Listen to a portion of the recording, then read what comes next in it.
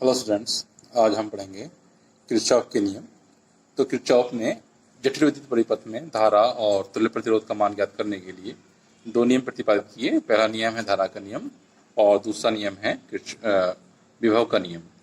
तो हम पहले प्रथम नियम की बात करेंगे, जिसे धारा का नियम भी कहते हैं।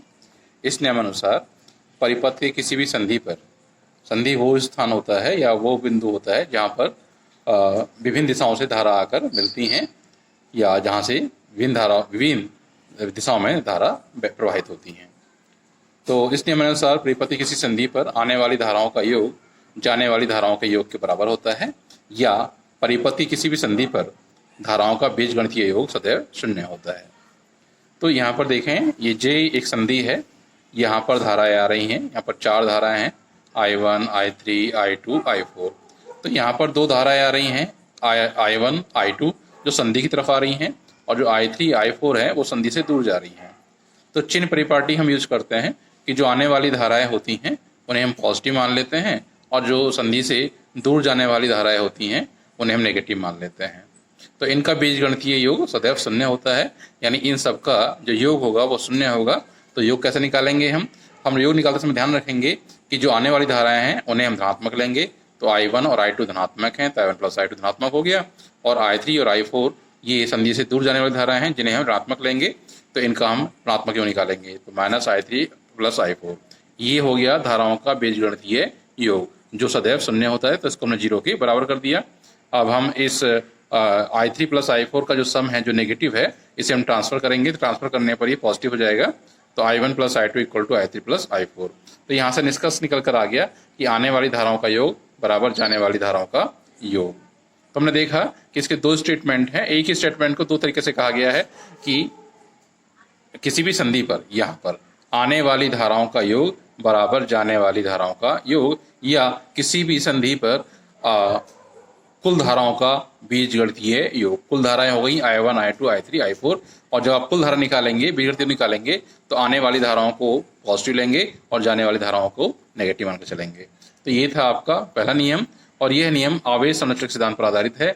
ये कई बार पूछा गया है एग्जाम में, अक्सर पूछा जाता है कि किरचॉफ का पहला नियम भौतिकी के किस सिद्धांत पर आधारित है। तो ये है आवेश संरक्षक सिद्धांत।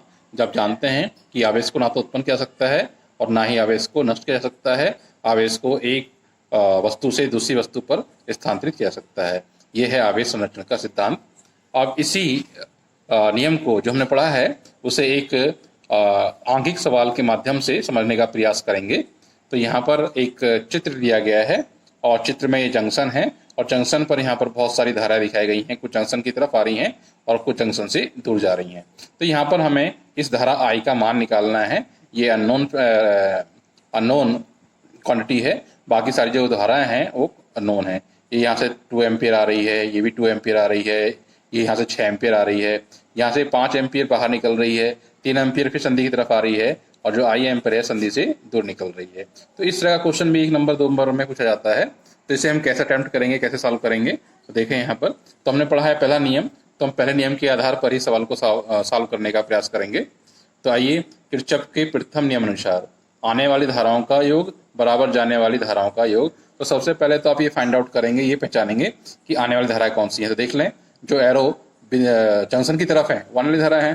तो 2 एम्पियर भी जंक्शन की तरफ आ रही है, ये 2 एम्पियर भी जंक्शन की तरफ आ रही है, ये 6 एम्पियर भी जंक्शन की तरफ आ रही है, ये 5 एम्पियर और I एम्पियर ये क्या है, जंक्शन से दूर जा रही हैं।